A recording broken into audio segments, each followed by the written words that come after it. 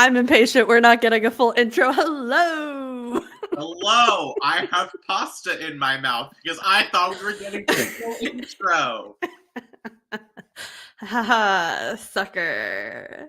That's what This you is get why I for was cheating cheating on on me. This is why I was cheating on you.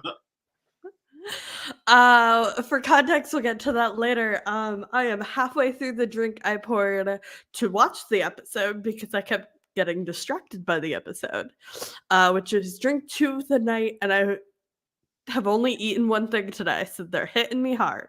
Cheers. What are you drinking? This is Pinot Grigio. I think this is my 7th glass. Okay. I It's like to Pinot preface Grigio. everyone That's not very watching- strong. It's not very strong, and to preface everyone watching, I am a 6'1", 220-pound man. My tolerance is higher than most, and I drink every week excessively for a live show. My tolerance is higher than most. I'm okay. Cheers. But my mood is up in the shot, so that says a lot about my state of being. I don't even know what this is. This was it was a shot of rum, a shot of orange liqueur, way too many dashes of grapefruit bitters, and then a grapefruit sparkling water from That's Costco. delicious. Fruity, It's citrusy, delicious. a little with a Caribbean twist of the rum. Sounds great. It's a white rum. It's not a spiced rum. Oh, okay. Just me deflating. And the earlier drink was Marion Berry cider, which I had last week, and which I will have later tonight as soon as I finish this. I had planned on finish this during the episode, but I kept getting distracted by watching the episode, and I haven't eaten dinner yet. So I have a snack bar and fruit snacks. We'll see how that goes. JJ weekly food update. This is the leftovers that I had, which is a onion tomato pasta with some chicken thrown in that I had, and ricotta. Ricotta, onion, tomato pasta. It's delicious because That does sound delicious. it's delicious. Is it even good? Of course it's good. I made it. For those who don't know, I have gone full out. So a pasta little thingamajig is still going to be great because I go full out on Thursdays. I love that. JJ, what have you been enjoying recently? I have been enjoying Exo Kitty some more. I'm still watching Exo Kitty. I watched episode 1 and I loved it, but it was not the vibe for me personally at that moment in time. You know how much I'm a mood watcher. You're It was such a mood excellent. watcher. You're such a mood Loved watcher. episode 1, but it was not the mood. So I will come back to it when it is the mood. I think it's the more I watch it, the more I realize it's a brilliant show. Like how brilliant it is constructed. Because there are so many Korean drama conventions. Episode 1 has such the vibe of a teen drama, but there are so many Korean drama conventions that don't actualize until later in the series. You don't realize that they were the Korean drama tropes until you go back and rewatch them. It's brilliant, brilliantly constructed. Also, Anna Cathcart is such a great leading lady. I think she does a fabulous job in the show as a leading star of a show. And I truly stand by my opinion that she should be Cassandra Cain in a live action Batman type of thing, because I think she would be fantastic at the exact opposite of what she is doing in Exo Kitty. So I'm enjoying that. I'm also enjoying. I have a backlog of overly sarcastic production live streams that I've been saving for a while, so I've been going through those. Those are incredible. They are the same people that do Rolling with Difficulty, which you also released a one-shot recently that is also incredible. We are huge Rolling with Difficulty fans here. But I have a backlog of their live streams where they play video games, and it's been great. And that's what I've been enjoying. And wine. I've been enjoying a lot of wine lately. JJ, how you doing, bud? I'm gonna be honest. This was a thirsty Thursday. That JJ's a lot more. This is usually the end of Thirsty Thursday. Tipsy. This is where we're starting, and I'm not stopping. Same. Me neither. It's gonna be a rough one, y'all. Party. I do think, to be clear about my cheating allegations in this live, I have been live for about an hour and a half before this with some 911 TikTokers, which is my cheating, is that I'm cheating on this show. And I was drinking the whole time doing that. And I was the only one drinking, and it was great. I went on some rants that'll make a reappearance. So if you were on that live and you're watching now, they will continue, and they will be just as great. Speaking of Batman, I've been going through and watching, not all of, but like I found a list of like essential episodes, and I've been watching those of Batman the Animated Series, which has been great. I realized that like my association with like the Disneyverse of like Batman animated projects was like very strictly like Justice League Unlimited, and the Batman Superman movie. And like those were like my frames of reference because unfortunately Beyond and the animated series were before my time. I forget that I'm older than you. 99 baby. Not much older than you, but just enough. Just enough. So like I saw like some here and there episodes, but I had never like really like watched it, and I needed it as a frame of reference because I'm working on a new project, which I'm not going to tell you about because it's a secret. I've been teasing it for weeks. It's fine. It won't come out for months. It's also fine. What else? I started a new job. I had my first people day yesterday. Exciting. It was something. And I've been trying to catch up on podcasts. I follow so many podcasts, and there are so many I haven't started, or that I've stopped listening to, or that I try to keep up with weekly and now have like 4 episodes in my queue because it keeps getting like bumped down when things that are higher priority come out. But I'm trying really hard to catch up on my podcast queue. It's not going well, but an attempt is being made. Not to add another to your list, but for those of you who love by Evan Buckley, and we're super excited about that, I just recorded a podcast on Friday, this past Friday, with the Carrying Wayward team, that was now my 4th appearance on the podcast. It's a great podcast. It's a rewatch of Supernatural podcast, but I have done several episodes at this point. I've done 4. I've missed one. You've listened to one? No, I've missed one because you did. I knew of 2 you've done previously, and then there's this one. I don't know what the 4th is. We'll figure it out off air.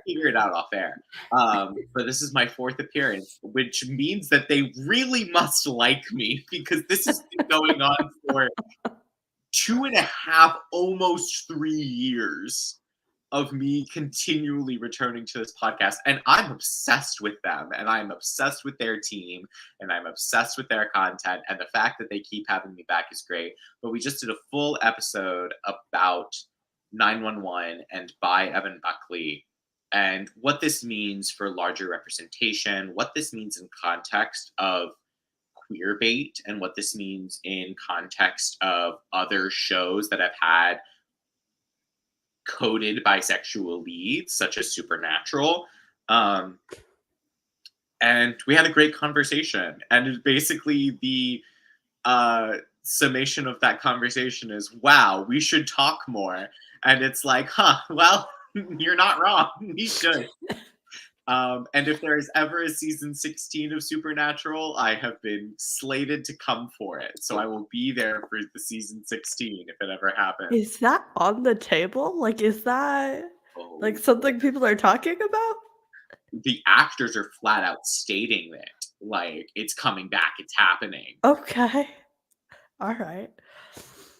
But yeah, check that out. Just to say that will be releasing hopefully during the start of Pride Month. That is when that is looking to be released. So add that to your podcast list. Speaking of things that happened, we haven't done a show like this in 2 months. We love pregnant pause.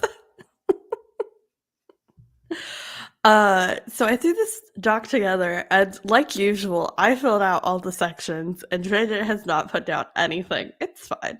I'm better off the cuff anyway. What? I said I'm better off the cuff anyway. Okay. I wanted to give us space to talk about the past 5 episodes that we have not gotten to discuss together. If there's anything you want to discuss or share or inflict me with. I think everything that I have had to say about these have been on the episodes where I was here on Thirsty Thursday. No, it's totally cool. That's me being facetiously teasing. You know how many shifts I have on the paycheck that I get tomorrow? That's so awesome. That's 3. Like, I have no money right now, JJ. I'm so sorry I had to leave you, but also I need to pay my bills. Yeah, I totally understand. It's totally like meaningless teasing. What I have to say about the first 5 episodes, the 4 episodes that we didn't get to talk about, because we talked about the premiere, and this is episode 6. So the 4 episodes that we can do math. That's why I'm here. I'm Evan Buckley after he got struck by lightning. What do I have to say? Ryan Guzman is acting this season. Oliver Stark is playing the Buck he always wanted to play. Jennifer Love Hewitt is a goddess that graces our screen. Isn't she always? Oh man. Kenneth Choi this was his moment, and I think the great thing about this episode, he hasn't had as great of a moment until this episode in the seasons, and I think the sad thing is I don't think he'll get as great of a moment at the rest of the season. I think this was his one moment to shine, but dear God, he blew it out of the water. Peter Krause and Angela Bassett deserve Emmy Awards, and the fact that they're not going to get them for this season is a shame. And to comment based off of our first episode, Aisha Hines, just Aisha Hines. Like, what more can you say? That's what I have to say about the previous episodes. Short, sweet, simple. What do I have to say about the previous episodes? I really should not have gotten the job I did in conjunction with the airing of the beginning of the season. That was just a little too weird for me personally. What else? I second Peter Krause and Angela Bassett are acting their asses off, and they could very easily phone the show in, and they don't. And that's a gift to all of us. Honestly, like they could show up, they could like get a paycheck and they could leave, but they don't. And I'm so thankful. And you know what's even crazier is we know that people do this on the show because based off of this season, Ryan Guzman has been phoning it in for 90% of the time that he's been on this show and pulling great performances. And now he's acting. Like, he is doing. I see character. Peter Cross and Angela Bassett could be phoning this in their sleep, and we would be eating it up. And they're not, and we cheers them. Cheers, indeed. Okay. Oh, also, I need to propose a toast. Tracy Thoms, my beloved, also acting her ass off. Especially when she doesn't need to. Especially when she doesn't need to. We don't get nearly enough of her, but every time she shows up, she eats. She leaves us the most beautiful 3-tier cake, and we love it. And I'm so thankful for her existence. My favorite part about By Buck becoming canon is that a lot of fandom people have started to watch the show now in order to get, like, queer representation. And they are discovering that Tracy Thoms is not. Some people are discovering that Tracy Thoms is in this show, and other people are discovering that Tracy Thoms is like a Broadway superstar who can sing her ass off. And so you have people who know Tracy Thoms can sing her ass off going, oh my God, Tracy Thoms is in this show. And you have people who only know Tracy Thoms as an actor going, oh my God, Tracy Thoms can sing her ass off. And it's the greatest experience of people. So sad to me personally. Tracy Thoms, love of my life. Everybody should know who she is. But it's great to watch people discover the brilliance of Tracy Thoms. I love that people are finally discovering queer icon Tracy Thoms. If anybody is a hashtag ally, she is. Yeah, okay. And then my final thoughts are I finally watched episode 5 a couple hours ago. I know. You messaged me thoughts, and my only response was, please watch my thoughts. I will get to it eventually. I think I mentioned this last week, but I did start it. I did get very excited. We all know I love Tommy Kennard, my beloved. I've been a Tommy fan for years. It's fine. I'm glad everybody's finally catching up to the Tommy Kennard hype. Okay, whatever. I'm still on the Tommy Kennard hype. I'm on the Lou hype train. I'm in love with Lou. Valid. As you should be. As I should. Yeah, correct. Anyways, I had a heart out after the picking up hot chicks line, and I was like, nope, not for me. So I skipped through the end. That's until like they were outside, and then I continued with the episode. And it was good. It was good. Tracy Thoms emotionally destroyed me, as she always does every time she appears on my screen. Yeah. I love the Henren storyline in there. I loved the date at the end. That was cute. I don't love that they keep putting Buck in white striped button-ups. Stop doing it to me. I panic every single fucking time. This is like the 4th time it's happened since the shooting. And every time I pause the episode, I scream, I cry a little bit, and I come back just waiting for something bad to happen. Stop traumatizing us. Costume designers, please stop traumatizing us. Okay, so Science of Stripes. If you are a thicker person, like if you are like a thicker, wider, like you got muscle, you got all that, thin stripes give you a kind of like drawn, like it's. I don't care, JJ. It's the white button down with the stripes combination. I was getting to the point. So, like, if you are a like person who like leans slighter, thicker stripes can make you seem broader, but thinner stripes can make you seem more proportionate, like leaner. Like it basically, thinner stripes generally draw attention to your like waist, and thicker stripes generally thicker stripes are generally thicker stripes are horizontal, thinner stripes are vertical. Thinner stripes draw attention to your shoulder to waist ratio. Thicker stripes draw out the breadth of your shoulders and chest. So if you are thinner, generally wearing a thicker stripe allows you to appear, like, draws out your chest, makes your proportions more traditionally appealing. Buck wears thinner stripes because, so like putting him in a thinner stripe makes him seem more traditionally appropriate proportionally, while also wearing the white shirt allows him to, like, all of his muscles to appear larger, because if he wore, when he wears like the black shirt, he appears slimmer. You I'm want not saying it has to be black. You can put him in pastel, you can put him in light colors.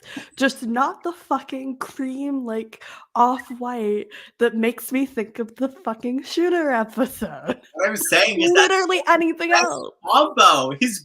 He looks best in white with thin stripes. That is what he looks. No, he doesn't, because I just picture him covered in blood spatters, and that's not a good look for him. I concede your point. I just think that there is a science behind it that should be considered. The science is wrong when I can only see him if he is in that getup covered in blood splatters. I shouldn't be thinking of blood splatters while he's on a cute coffee date. That is not the imagery you want me to associate with cute coffee dates. I don't know. I'm just staring at his pecs the whole time, so I don't really consider the rest of it. I'm too busy being traumatized to ogle him. I'm sorry, His JJ. arms looked great in those black shirts because the angle at which they shot him. They were shooting him at a 3/4 angle, and he was particularly fixing this, which flexed his bicep and his tricep, particularly his tricep, because he was going at I know way too much about human anatomy and how to dress it. This is something that is way off, but it was that was about, the black shirt wasn't actually making his arms appear bigger. It was about the way that they were shooting him, not the clothing that he was wearing. Although I love that black shirt on him. I thought it looked great. Anyway, any final thoughts before we get to the actual episode we're here to talk about? no, I want to talk about this episode because I have Alright. hot takes. We have hot takes incoming. We usually like to break this down by, like, A plot, B plot, C plot. There wasn't really that this episode, and I did assign these characters these segments before I had even watched the episode, but I do need to share their brilliance with you, even though they're not the most relevant. I did break this episode up into the girls, the gays, and the hospital stays. Slay. Thank you. I will hold for applause. Incredible.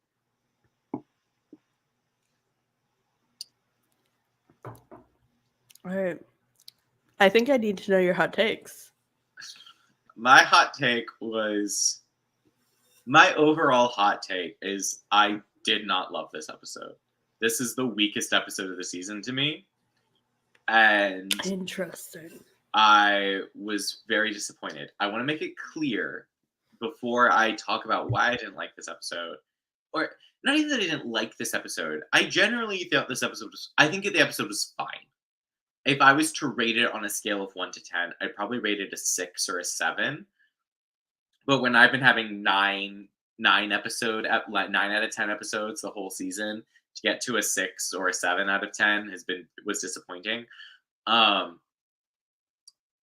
It's not about the Buddy content. It is truly not about the fact they promoted Buddy the whole time, and I didn't get my Buddy scenes, and they didn't get the karaoke scene. That is not the reason why I did not love this episode.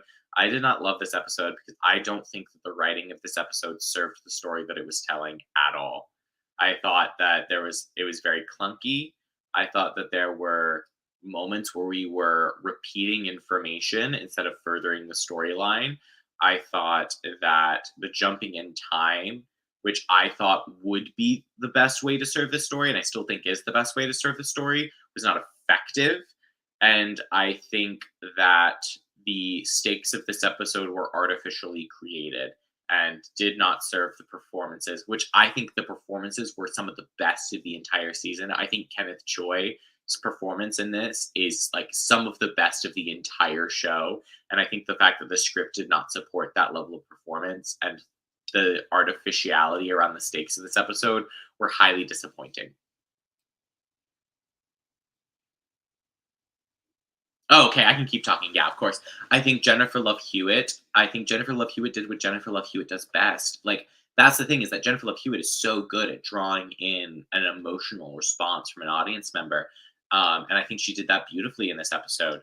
But I think like the moment like between Hen and Maddie in that moment wasn't earned. I think that the moment with Kevin, I think the first moment where they were doing the prayer, that moment was beautiful. I really, really, I think overall, I loved the first 10 minutes of content of this episode, and I loved the last 10 minutes of content of this episode. But the middle 20 minutes of this episode really could have been 5 minutes. I think it slogged. I think it wasn't effective. And I think it wasn't efficient. I don't think it was efficient storytelling. I don't think it was effective storytelling. I think that's really a shame. I think that they wasted too much time on Doug in this episode. I don't think that that was a good use of time. I think it was interesting. I don't think it was effective. I think I would have been much. I would have loved for Doug to come back and now we're talking about like cost and we're talking about like breaking down how to get actors. But I would have loved for there to be multiple hallucinations, not just Doug as a hallucination. I think let's bring back some of the Boston guy. Let's bring back Albert. Eli? Like, why are we just focusing on Doug? When Doug isn't really doing Doug was not adding to this story in any way, shape, or form, except for the shock value. And after the first scene, there wasn't shock value anymore. And so it took me till the second, I guess halfway through the first scene, because notably I cannot recognize faces, and I was like, "Who's this dude on the on the bus?" Until he brought up the knife, and I was like, "Oh, you're Doug." But that's a me problem. I agree with you that it wasn't efficient. I think this could have been an ABC plot type episode. I don't think it was necessary to have Chim be like the entire episode. However, I do think it was effective because I was enraptured. I was hooked in. I was there. I was following the whole episode. Like, am I going to remember this episode in 2 weeks? Probably not. But it did hook me. Okay, I get what you're saying. It's not effective. It was effective in the moment. I don't think it will have long-lasting effects. Yeah. Well, and I think that's why I said before that I think it was artificial stakes. And I think Yes. that might be the distinguishing is that I don't think the emotion that was created in the moment was earned emotion.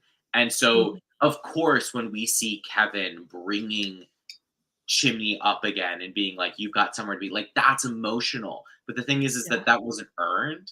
That was a trick in order us to feel like not a trick, but that was like a storytelling tool in order to make us feel emotion instead of building up to that moment in a way that was. I think I'm gonna remember that moment. I don't think I'm gonna remember any of the Doug moments. Yeah, Except for maybe the first one.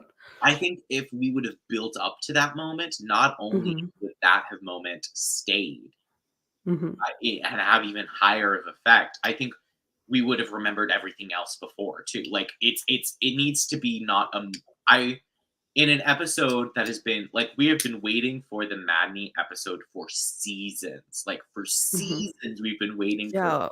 We haven't gotten a good Madney episode since Boston. Yeah. And so for like the most effective moments to not be felt like to feel very earned, I was very disappointed in that. And I was disappointed by the lack of Madney. Like the fact that we don't get them together, like for the majority of the episode, like I understand trying to build that tension and string us along emotionally, but I don't know. if you're gonna tell a nonlinear story, give us more, right? And I love a nonlinear story. We all know it's like my favorite way of storytelling. I go hard for a nonlinear story, but I want you to really dive in to the important moments we haven't seen before. We've seen the karaoke bar fire.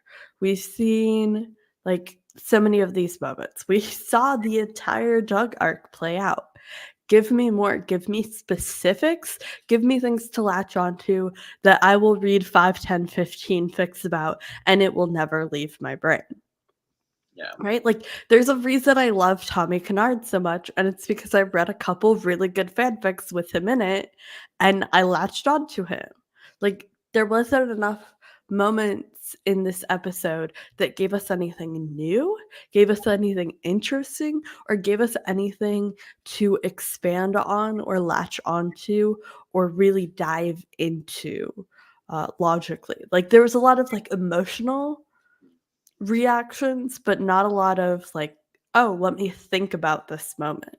Like, all of my notes, like, the most thinky note I have was trying to figure out what was going on with Chim when that dude stole his car. Like Yeah. I also think amnesia over a sneeze. Like, I get that it was encephalitis and it was a whole thing. Amnesia because of a sneeze, like, you could have done so many other things. Like, that we we do stand wow. being accurate about the spread of, you know, disease. We love being conscious about airborne pathogens. Like, There's only so, like, I think my thing was that another big thing is that 911 is so good about balancing comedy, intensity, and drama. Those three aspects, they're so good at balancing those three, and they're good at balancing them over a season, and they're very good at balancing them within an episode. Um, some some episodes are more comedic based, some are more intensely, some are more drama based, but they always have a balance of it. And I think that was the big detriment of this episode, is that, like, they were trying for an intensity that wasn't hitting, and the comedy and the drama were not balanced. You had comedy at the beginning, drama, and then comedy at the end.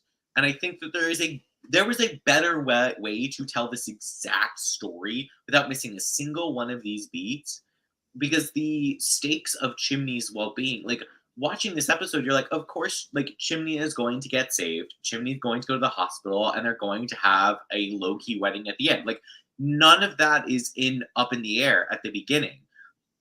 But, like, finding out the how, the why, the who would have been way more intense and way more, not way more intense, but way more interesting if we would have balanced things better. Where, like, a lot of people say it should have been built like The Hangover. In some ways, it should have been, where, like, Eddie and, like, if Chimney was at the bachelor party and they had to find when they lost him and they were, like, deciding stories, and then you were jumping to Chimney, who had no memory of what was happening because he was sick or he was drugged or something like that. Like, there is such a better, more interesting way to tell this exact story, and it didn't work. They do not need to kill off a main character.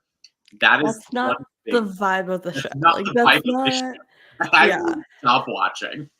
yeah. It's like I understand people who watch a lot of, like, emergency response shows, like, some of them will kill off everybody, and that's what you expect going in. Like, you understand the stakes of the show. 911, it does not have the stakes. They don't kill off anybody you care about. 0 people you care about. That's why they were able to kill off Shannon. We loved Shannon, but we didn't We care love about Shannon. her. We love Shannon so much, but we didn't care about her until after they killed her off. Like Love Shannon. Great performance, great character. great performance. It's sad that it was like it falls into the fridging of women. We Yeah. understand that. We Uh-huh. didn't care about Shannon. We didn't care about her, and, like, now I care about her. Now it wrecks me, but at the time we didn't, and that's why they could get away with it. They're not gonna kill off anybody you're invested in, unless you're like me and get invested in random one-off characters. I don't want them to. Like, I don't want them to kill off a main character because that I want to that's I've been talking about stakes and artificial stakes. I can feel stakes and because like Jinx has incredibly high stakes. No God, one's I love life is in Jinx. danger during Jinx. And that's the thing is I don't think it would create good storylines. I think it would create cheap storylines. And I think that's a major difference. I think the storylines that would be created based off of a character and again, that's a full different opinion. That's not to No, knock. you're so right. There's a reason I stopped watching a certain show after they killed off a certain character. It totally could be great, and I could totally have a minority opinion about that fact. That's your opinion about that's totally valid. I don't want to be like, oh my god, you're so wrong. They shouldn't do it. Um, Okay, but if they did right. kill off somebody, who would you kill off? Now I'm stuck on this. I'd kill off. I'd kill off Bobby. No. I'd kill off Bobby. Peter Krause? I'd kill What off would Peter the Krause. show be without him? I think it. I think the show would fundamentally change. I think the show falls apart every time he's not captain. Like, I don't think that would be I just good. I think watching Hen be captain is always captivating. I think Hen would have to be captain. I And feel I like think every time they make Ken captain, like too there's too much conflict in the team in a way that I don't think serves the story. I agree. I just think the conflict in the team would be the story. And I don't want that to be the story. I want the story to be the responses, the rescues, the 911 of it all. That's the difference between you and me, though. You want the responses. I want the character. We've established this. We established this, yes. Anyway, why don't we start breaking down the actual episode? All right. We start with my beloved Tommy Kennard with the iconic quote, "They had Henleys in the 80s." Okay, no. That's not how we start the episode. That's a good 5 minutes into the episode. We start the episode. That's where my notes start. That's where your notes start, and that says a lot. With Rude and disrespectful. They're at the wedding. Buck and Eddie enter because everyone's late. Hen is in a great suit. Maddie's in a beautiful dress. The Buckley parents are there. That's also the thing. I don't understand why the Buckley parents were here in this episode at all because they served no purpose. They did not have to be here. Like, they could have just said, my parents are outside waiting. And, like, that would have been, like, they did not need to be physically there. They weren't at the first wedding. I knew they were coming back for the second. Like, that was such a big character point for Maddie, was that her parents weren't at her wedding. Like, I knew they were going to be there. And they were there. They showed up. I didn't hate them. They didn't do anything. And that's how I like them. No, they wasted too much time on screen for me. I needed them less. I needed them as, like, the same thing that happened with, like, you know how the Lees were sitting with Ji-yoon and they just panned? That's all I needed from them. I just needed a pan to the Buckley parents and that'd be it. I didn't need lines. I didn't need them to speak. They shouldn't have spoken. They don't deserve lines. They don't deserve to speak on screen. No, they don't. Buck and Eddie enter. It's funny. We've seen this before. This was at the end of the last episode. Blah, blah, blah, blah, blah. We cut to Buck setting up this bachelor party. Eddie entering. And trying to get a slide. Buck with the bisexual. Oliver Stark has picked up some bisexual hand signs really quickly. You are late. Eddie going, I have to drop off Chris to his cousins. Love to meet his cousins that we still haven't met 5 seasons in. Tries to grab a slider. Have Eddie. we met? We haven't met the girls' kids, have we? So here's the thing. We don't know which cousins. We don't know if they are Eddie's siblings' kids. We don't know if they're Shannon's siblings' kids. We just know that I they're didn't think cousins. Shannon had siblings. We don't know. Oh, so I thought she was the only kid. the actress who plays Shannon is coming back later this season. Surprise, surprise. Really? Is not dressed with Shannon. Like, has blonde hair and no bangs. What? So my theory is that she's coming back as Shannon's sister or Shannon's cousin. Okay, I was fully convinced that Shannon was an only child, so I don't know how I feel about that. But I do love her, and so I will be very excited to see her if/when she shows up. We don't know if the sisters live in LA. We don't know where The sisters do not live in LA. They live in Texas. Well, yes, but let's remember that that Eddie's niece took the black and white photos with the cat for the firefighter thing, and that was before he was technically when he was a firefighter. Those were taken, so that could have been taken in LA. So there could be a sister in LA. Well, they also moved Abuela back to Texas without telling us, so they really could be anywhere in the world, and we just would never know. Removed her back because there's no way Abuela came back for the Madney wedding. She didn't know Jim and Maddie, but she's there at the wedding. She was at the wedding? She was at the wedding! Isabel was at the wedding? Not only was she at the wedding, she was at the hospital wedding. I completely missed her. What? Was Peppa there? I didn't see Peppa. I just saw Abuela. And they dyed Abuela's hair. Abuela has black hair again. What? What is going on? It was a quick shot. Justice for Abuela. Wild times. Anyway, Crockett and Tubbs both are thinking that they're Crockett, which is the queer-coded one. So that's great. I love that for them.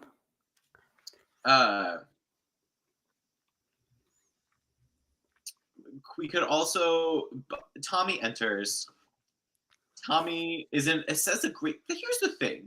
Tommy's doing this really interesting thing where he's saying fantastically funny lines, but not me supporting this relationship lines. Like my love for Tommy is building. My love for Buck and Tommy as a couple is falling really quickly with everything that everything that Tommy says. That's so funny. Because we all know I love Marisol. I love her so much. And I'm so here for everything Marisol. But I also feel that about their relationship. I'm like, I want more of her. I don't want more of them, but I want more of her. Yeah, that nun storyline, I checked out. I was optimistic about Marisol, and then that nun storyline happened. I love Marisol. I love her. I love her so much. I love going from being a nun in training to being like DIY construction person. Love that for her. Slay. That's major lesbian energy, and I don't think it's so queer. I don't know if it's like necessarily lesbian, but it's definitely queer. And I love that for her.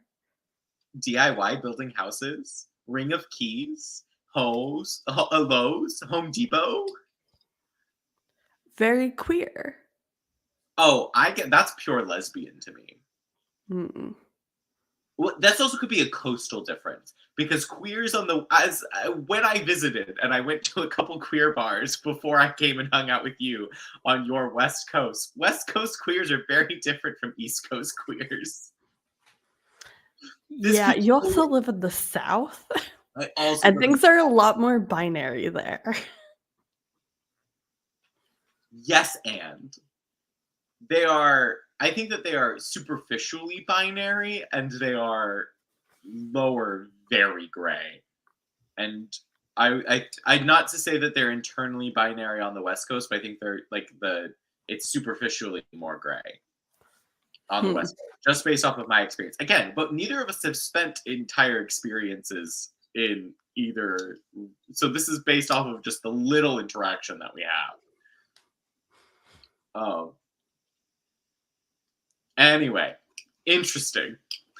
Tommy does not show up in costume, which I think is not a good sign. I love that for him. I love it so much. All He's on call. Why would he be dressed up? All he had to do was throw on a Hawaiian shirt. He'd be Magnum Bring PI. back Anna and let her date Marisol. I think Anna is a little too buttoned up for that. I don't think she could match Marisol's Bring back energy. Allie. Bring back Allie. Allie and Marisol would be an excellent couple. You're so real for that. Okay. Yeah. I'm here for the Allie Marisol. Somebody write that fanfic and tag me, please, for the love of God. No, you could have thrown on a Hawaiian shirt and you would have been fine. Throw on a Hawaiian Dude is shirt. on call. Let him live his life. And he could have worn the Henley underneath the Hawaiian shirt. It takes 5 seconds to take it off. Throw on a Hawaiian shirt and say you're Magnum PI. Like, not that hard. Don't tell me Tommy's the type of gay that A, doesn't have a Hawaiian shirt in his closet, or B, doesn't know where to find one. That was I was not a fan. I was a fan because I thought it was funny. I was not a fan. Like, it's a dual reaction. I was like, this is hilarious, and I love watching this. I feel really bad for Buck, and this is not a good relationship. 2 things. I'm gonna be real honest. I don't think I have a Hawaiian shirt in my closet.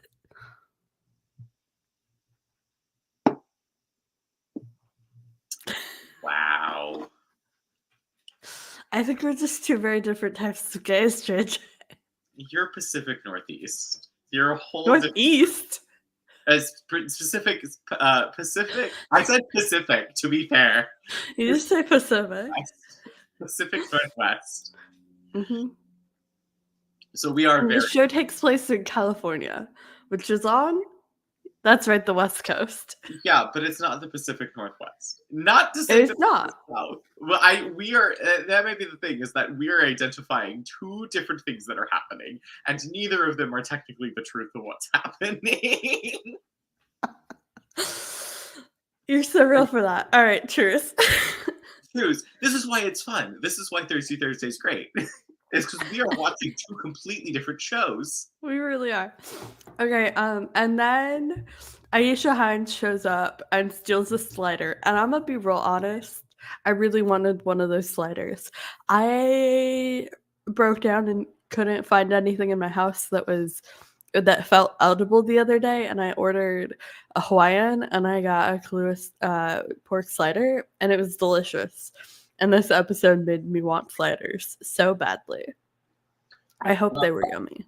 We also got a Ravi appearance with a slider. Ravi. Love to see. Ravi, my beloved. We did get to see him. Clipboard Buck also making an appearance in this entire moment, which is great. Mm-hmm. Cannot wait to see this man be married and be a bridezilla. He'd be such a breadzilla. I'm surprised he wasn't more of a breadzilla for Madney's wedding. If we would have had more episodes this season, that totally would have been a plot line. Mm-hmm. Then I know what happens next in your notes, because I don't remember the order of things that happened. I just remember the things that happened. And then he was in the car being woken up by the stranger, and I went, heart attack, concussion, brain tumor, encephalitis is not in my guess. But I did guess brain swelling, so I was close. Yeah, this is where I started to get bored. This was the point where I all right, that was like 7 minutes in, but okay.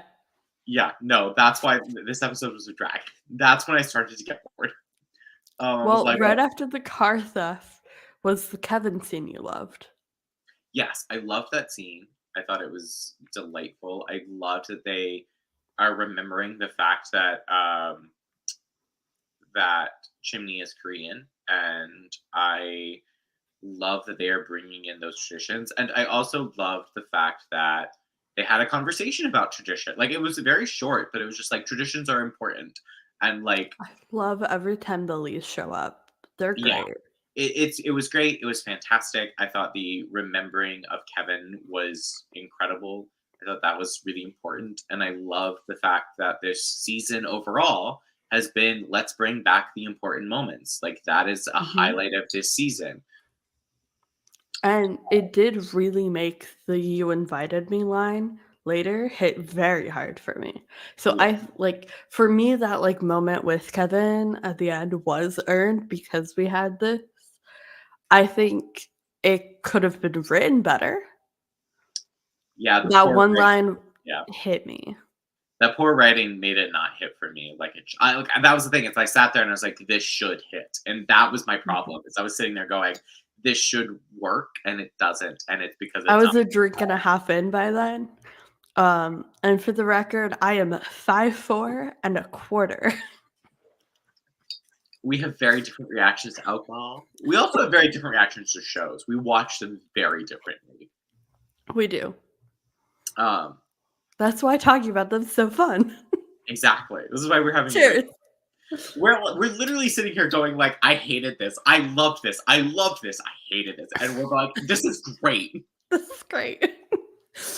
I love arguing with you. And then the next moment we go back, and I think we go back to the bachelor party. Oh, yeah, when they go to the hotel. Well, When we they don't have start when there. they throw the party. We first the go back room. to when everyone leaves the bachelor party. Do we? Yeah, because When the everyone has girls to knock on the leave. door and they come in. That's at the end of that scene. The first part of that scene is Oh, Ken, Karen, Tommy, Ravi all yeah. leave, and it's just Buck and Eddie. And then Mhm. a bunch of girls walk in, and they're like, Mhm. "You want sliders?" Yeah. And then I think we jump cut to Maddie calling the 911. call. Maddie having the Oh, Maddie iconic calls. line of, "I am I 911. I'm have calling 911. Chimney." Yeah. Impeccable line. Impeccable line. Impeccable delivery. Again, Jennifer Love Hewitt and Kenneth Choi seem to be the only ones who knew how important this episode was, and Oh, yeah. that's what I'm going to say about that. They're acting their asses off, and we love it. So if she's calling him, then the next scene is the bus. Yeah, and then we get him trying to catch it, and that's also the thing, is that we keep finding out information too late after information that we already assumed happened, and so we kept getting Mhm. reaffirmed about things that we already knew, and like it's like you as an audience member had already made that jump, and this confirmation isn't exciting; it's wasting They time. needed to be flipped. Yeah, I think that I feel like whoever wrote this, I don't remember, I didn't look it up. Whoever wrote this doesn't know how to write a nonlinear story. And I think they're trying to write a linear story in a nonlinear format, and it's not working. And I think that's the disconnect here. If they were writing a true nonlinear story where you were given the answer and then given the question, it would work. But you are given the question in real time and given the answer in the past, yeah. but they are shown like in that order, and it's not working. It's like honestly like one of the worst structured nonlinear stories I've ever seen. I hate saying that. I love a nonlinear story, but it's not written nonlinearly. It's like, Like yeah, all the beats are playing out linear. They're just told in different. If you had gotten rid of all of the timestamps before every single scene, and you could have played this episode straight through, and it would have made just as much sense as if you had the time jumps. And that's the problem. that's why what didn't work is a lot in your story, and like That's what's the shame about it is that 911 is so good at telling a nonlinear story. Like, that's one of their strengths, and just to watch it and go, we're this nonlinear format is repeating information. Mhm. B, none of it's building. Like, because it's telling a linear story non-linearly, the beats aren't building on top of each other in a way that are effective, because a nonlinear story, the thing is that you're supposed to go, "Oh, fuck, I didn't realize that. Oh," and Yeah. instead you're going, "I know this, I know this, I know Mhm. this." Yeah. I think the closest to, like, an "oh, fuck" moment we get is, when you're on the corner where the karaoke bar used to be. Yeah, and then And you that's realize, yeah, and if that's the closest you get to an "oh, fuck" moment, like, that's not even like, that's barely relevant, right? yeah, and that's really depressing. Mhm. So then after the bus and we get the, Doug reveal, then That's do we what I go was to the scared. call? I was scared that they were gonna revive Duck, like, it was a full revival of Duck, and I was like, "Please, dear God, Oh, don't." revival. Don't make Doug actually alive. Please don't. And then it was a hallucination, and I was like, oh, thank God. And at that point, I was like so done with the scene that I didn't even Mhm. care about what happened. Fair enough. Um, and then yes, the karaoke bar scene. Loved bringing back the details. Like, I thought that was great. It was what it was. Mhm. Um, then we had. Uh, I wish they would have chewed on this. Like, I think that this was the next moment of Maddie entering 911 was a piece of that Mhm. on a steak, and we should have gnawed on it. And Mhm. instead, it just happened. We bit it and we swallowed it and we tasted it, and that was it. And I was like, We this did is a not savor it. fat that we should have savored and chewed on and gnawed on.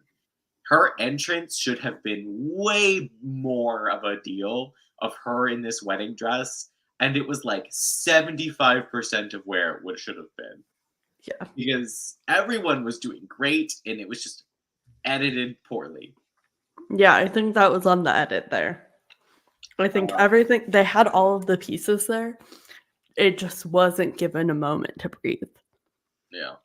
Well, they had a lot of storytelling to tell, apparently, about Chimney going from place to place with giving us information we already had. Yeah.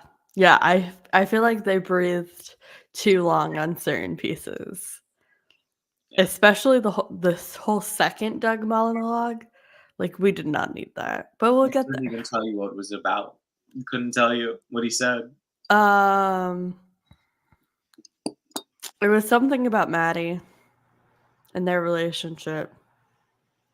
That's all I got for you. Um, but before that, next do we have the car crashing into the fruit stand? Oh, that was great. Watching That Chimney was be great. competent. That was hot.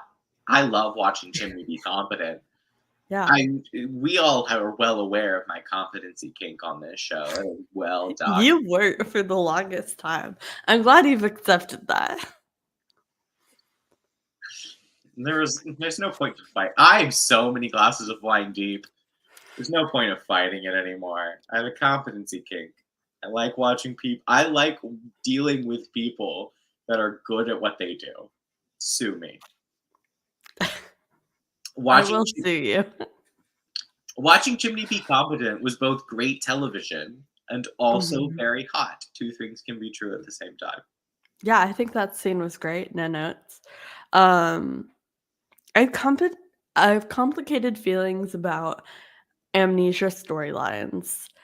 And I don't think this one was done super well, but I do love a moment where you remember your skills even if you don't remember anything about yourself. And I think they nailed this, and I think it was the perfect length.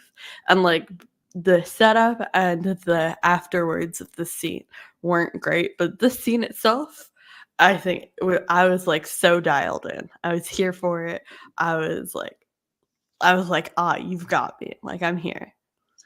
it makes a lot of sense too about like even just like thinking about it, it's like, oh, adrenaline. All of a sudden, Mhm. you act on instinct when adrenaline hits you, and You it's like, act on your training. yeah, You drill and drill and drill so that when something happens, you don't think and you just respond.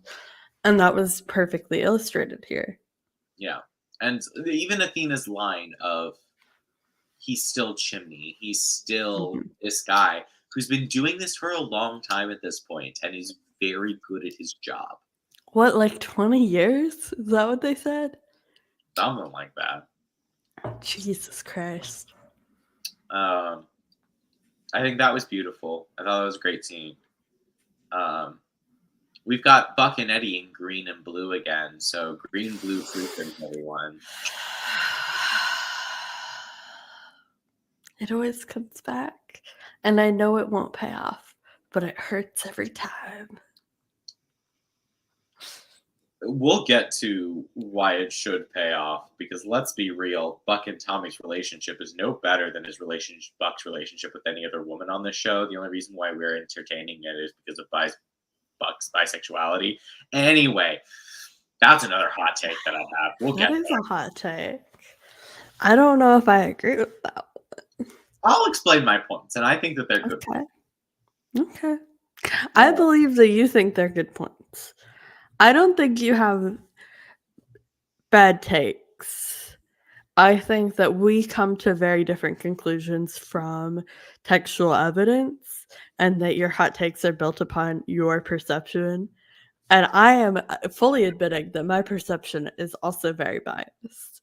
But I think we just have very different perceptions. Thank you, Caitlin. Not a hot take, just facts. I feel ganged up on. That's fine. We'll get there. We'll get there.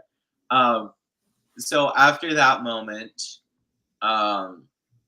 what's after that? Where are we in your notes? Okay, I'm gonna be real honest. I was so like enthralled. I didn't take notes from anything post encephalitis to pre like the last like 5-10 minutes. Okay. They separate, and then everyone goes searching for them, and then here's what happened: is Buck runs across. Buck is calling for him. They cut to Chimney. Oh, we get the second Doug monologue where he's talking about Maddie leaving and blah blah blah blah blah. We don't I've got care. somewhere to be as he army Yeah. crawls. And then Kevin shows up, we all cry, we love Kevin, we stand Kevin in this household. He has the great "you invited me" line, and you're like, "Oh, he did invite him." And it's beautiful and wonderful, and he's like, "You gotta go home," and then Chim goes to the Lees, and we're all sobbing, and then the Lees call 911, and then take it from there. All of that's great. All of that's fantastic. I think from the moment that Kevin enters to the moment where he faints at the Lees and the Lees call 911, all of that is fantastic. I think that's great. I think Kenneth Choi is really acting. He's got something happening there that I think is really incredible. That's all I have to say about it. I think it's great. I think it's great work. I think it's entertaining. I think it serves the story, and I wish there was more of this level of work throughout the rest of the episode. Fair enough. Does anything else happen before the hospital? Nope. I think it's just the hospital. Okay. Then my next line is G is so stinking cute because she runs away from the Buckleys and barges into his hotel room. Yeah. The fact that no one called 911 beforehand when they saw, like, I get that it's LA. I feel like the storyline would have been way more realistic in New York. I've never been to LA. I have been to New York. Someone stumbling around, no one would have called in New York. Someone stumbling around in LA over several city blocks, having full on conversations with people who seem to genuinely care about this man's well being. I think someone would have called 911 at this point. fact that no one did is a little suspicious. Also, he was See, I hiding out. live in Seattle, and that is not surprising at all. Like, I totally bought that. Like, if somebody's talking to somebody that you can't see, like, rambling and stumbling through many blocks of Seattle, you don't call the police. What are they gonna do? That person's having a mental health crisis? You let them be. They're not harming you. It's none of your business. The police are just gonna make things work. I wouldn't call 911 if I saw I have not called 911 if I've seen that. Like, I would that was on brand for me.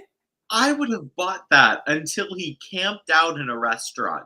And I'm sorry, it is past noon, past 11, past Why was 12. he at a restaurant? When he saw that was a restaurant. When he saw Doug for the second time and saw Kevin, he was at the patio of a restaurant, of a closed-in restaurant. There were tables and chairs set up in a restaurant style. He was There in was the patio. nobody around. No, There no one was was not a around single because there soul was in dinner sight. service. But there was no dinner service happening, but it was still a restaurant. And that's my problem is that people would have been there at the restaurant that he was at because it is at the time where they are starting to prepare for dinner service. And someone would have called the cops because the restaurant person is not going to deal with whoever's having a mental health crisis sitting on their patio. I think there's just a lot more abandoned buildings where I live than where you live. With LA real estate, I'll buy that. Fine. But I sat there and was like, this isn't realistic. Why is a busboy not calling someone? Like, something should be happening here. Alright, fair enough. I think that's a regional difference, and neither of us live in LA, so we Neither of can't us live speak in to LA. it.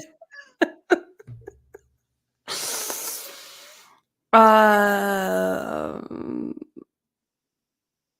yeah, okay. He's in the hospital. He remembers things. He's like, I want to marry you right now. I don't want to wait another second. Cute. Maybe they're closed on Sundays. Very true. This Is it seems a Sunday? Who knows? very cute. Uh, It's a very cute reunion. Ji-yoon being a part of it is very cute. I only have one question. Will you marry me? I swooned. If Kenneth Choi said that to me, I would say yes immediately.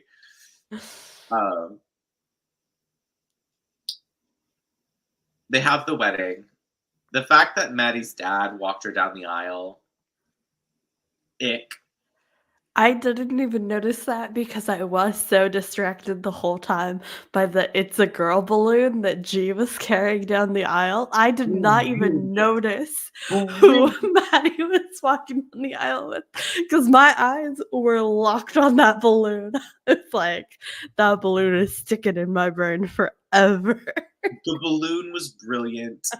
Jiyoon's outfit I would wear tomorrow. Like, give me that outfit. It was brilliant. Adorable. That was great. Philip being the one to walk her down the aisle was something. It was something. It was something. I'm so glad I missed it. Maddie Also can that. just Jimmy. Yeah, that was a Exactly. choice. I did cringe a little bit, but we're letting movie magic, you know, take us away. It's a cute wedding. We're here for it. Bobby officiating is right. It's what it should have been in the first place. I screamed. He was great.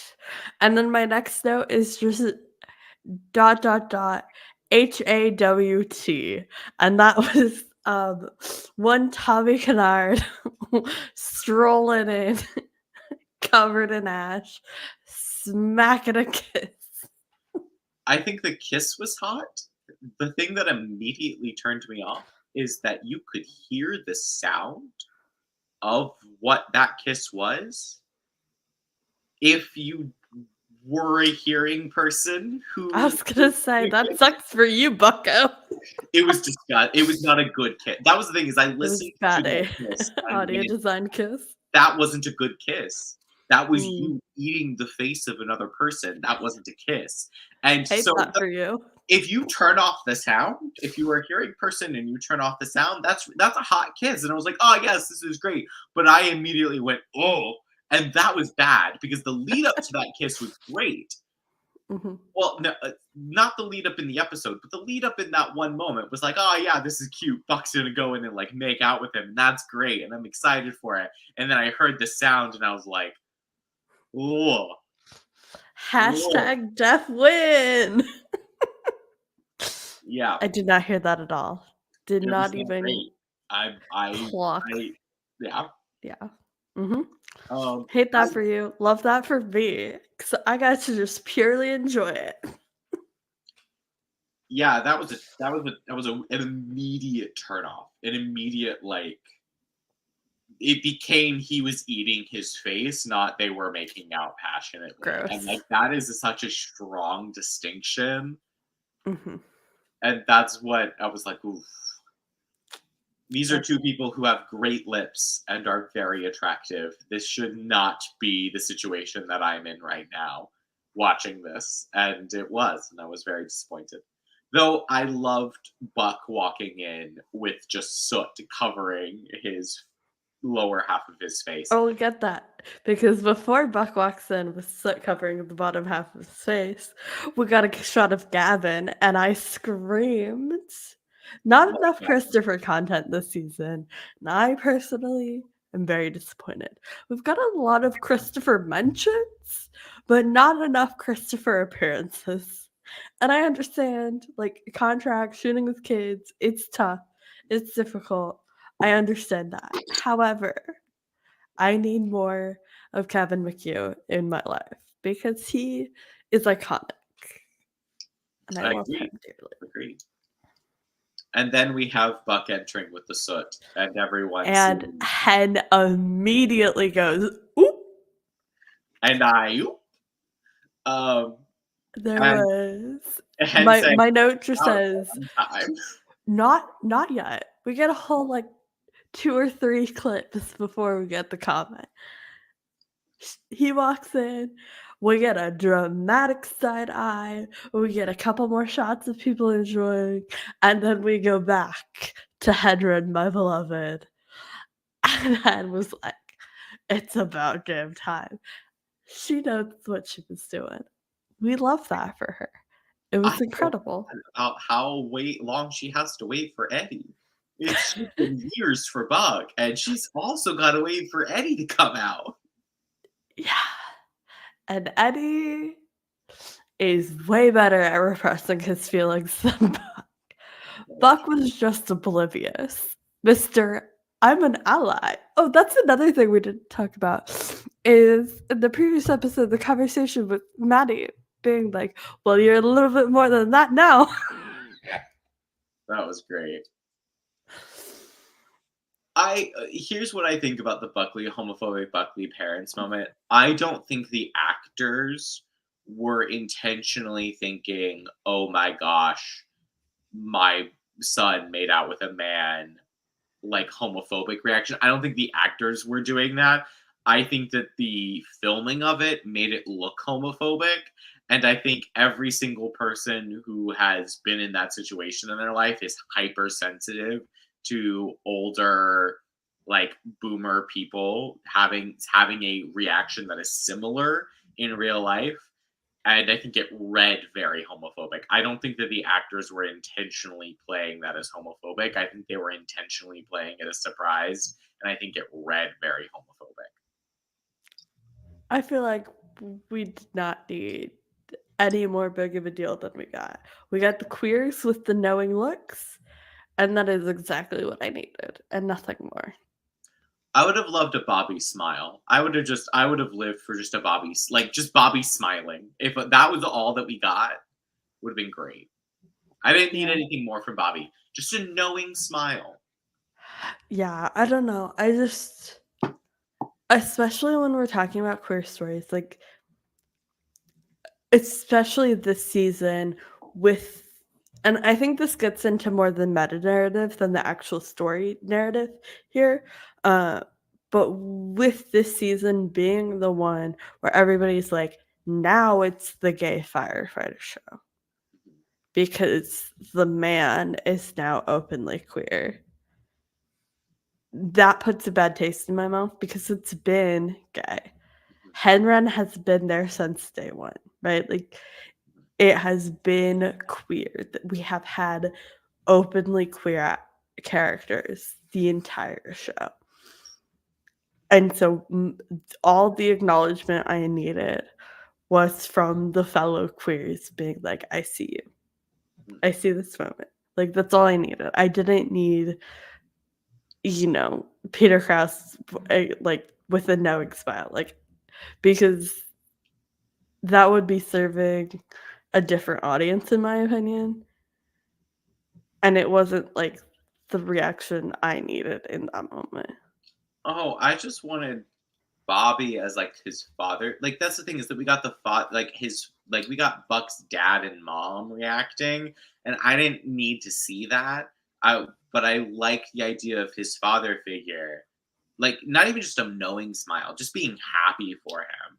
Like I didn't need it in the way of like confirmation, but I wanted it. Like we got I wanted it in the way of like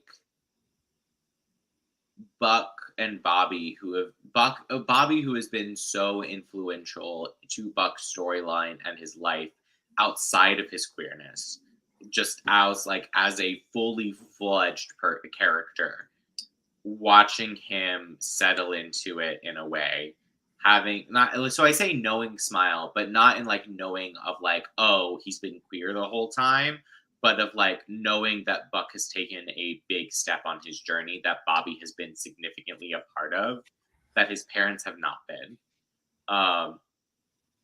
And so like that's what I meant by knowing smile. And I would have rather had that than watch his parents react to it. I do agree. I love the Henren reaction and that just being it, like just being like, yeah, confirmation, boom. But I would have rather had the Bobby reaction over his parents' reaction any day. And I felt like that would have served me as a queer person more than watching his parents react. Yeah, I guess I associated the parents' reaction more with it being Maddie's wedding. Like, that didn't even clock to me as them reacting to Buck. Because, like, it's not Buck's moment. Like, yes, he just had a moment, but, like, when I think about that scene, I'm thinking it as, like, the Madney wedding moment and not the Buck Tommy, like, kiss moment. Like, because the whole episode is about this wedding, like, when I get any sort of, like, involvement of their parents, I'm like, they are here for Maddie. They're not here for Buck. They could care less about Buck. We've seen how little they care about Buck. They're here because it's Maddie. And so any, like, time they are on screen, it's because I'm associating them with it being Maddie's wedding. I think that's fair. I also think when it cuts to their parents, it's Buck and Tommy are walking by. Like they cut into frame, like the backs of them cut into frame, and they make eye contact with Buck and Tommy, and then they look at each other. So I think that's what is confused. Like that moment is not about Madney at all. Like it's Buck and Tommy walking by, and you can see them walking by on the edge of frame, and it's them making eye contact. So like that whole moment to me didn't read anything about Madney at all. It was like purely Buck and Tommy. Okay. That's just not how it clicked for me in my brain. Yeah. I think that's fair. I was just like, I was like that is totally not the experience that I had watching that. Which is also how we watch shows anyway. We clearly have very different all the time. Also, do you have any idea why I was like cackling and somebody was throwing shade at the end of that episode? So the end of the episode is Maddie and Chimney sitting on the hospital bed, and Chimney goes, is there any worse version of like a honeymoon? And then they both go, it's about the cruise ship. You're ship. so right. Yes. That is exactly what I was referencing. Perfect. Thank you. I'm glad you could remind me. I'm very many glasses of wine deep, but yeah, no, definitely. The 3 weeks hospital stay, being the honeymoon to the upside down cruise ship was iconic. Yeah, no, that was hilarious. That was great. I mean, we've gotten 2 honeymoons in 1 season, so great contrasting moments. And then Chimney asks if Buck and Tommy were a thing before I had amnesia. And Maddie goes, yes, though we're not sure whether or not Chimney knew. And then I read it as he didn't know, which was what made that moment funny for me. I read that the same way. And then he's like, why am I called Chimney? And I was like, you motherfucker, Tim Minear. Fuck you, Tim Minear. We have been waiting for this moment for years. I'm just gonna retcon it. I'm sorry, I got coffee candy stuck in my keyboard, and now I'm distracted. Fuck you, Tim Minear. All right, so I'm in a Discord server for the Fickless podcast, which we both love and enjoy so much. And you are also in that Discord, but you never talk in that Discord. So I'm talking about this from my experience. One of their close friends, Mai, recently has been going through and watching 911 for the first time. And it's been a trip and a half. And I've just been like sprinkling in as they're going along, like all of the lore that I know at least. And trying just like, because I know how like daunting it is to jump into a fandom, especially like 7 seasons in. Like, but it's hard to like pick up on everything. And I had the absolute honor of getting to explain to Mai about why we started calling Kristen's mom a lesbian.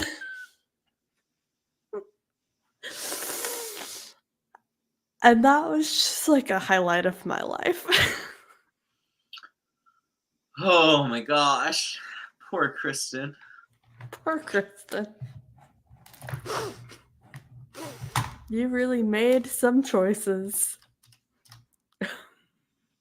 That's what I say about this episode. This episode made some choices. Did I like them? Not really. But they were made. This is one of the few instances where making a big swing did not pay. Like, I'm not giving you the payoff of a big swing. Yeah, I think my final thoughts on the episode are that it had a really strong start and finish, and the concept of the entire episode was very strong. The execution of the middle 2/3, maybe even the middle 3/4, just did not hit as strong as it was. And I think you said earlier that 911 is great at nonlinear storytelling. I think they're great at a very specific type of nonlinear storytelling. I don't think they excel at it on a whole. I think they do a decent job at one very specific type of showing you a thing and then giving you the context. And they play with that a lot, but doing a true, like, non-linear, like, jumping back and forth in converging timelines, they don't excel at. They do a great job at flashbacks and, like, only giving you the information when you need it, but doing a true, like, converging non-linear story, I don't think I've ever seen from them. and they attempted one here, and it wasn't crafted well. And that makes me really sad because I think the idea of this episode, the concept, whatever was pitched for what this episode would become was very strong. And they had a great idea, but it wasn't well written.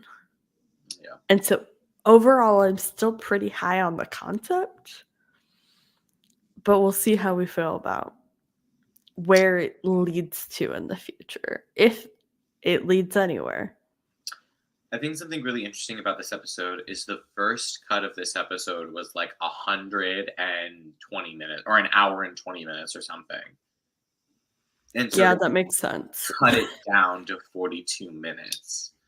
And a lot of great stuff was apparently cut, according to Kenneth, including Buck and Eddie singing karaoke, and they're having a full karaoke song, which would have been great. Like, no matter what would have happened, that would have It feels like it should have been a two-parter. Yeah.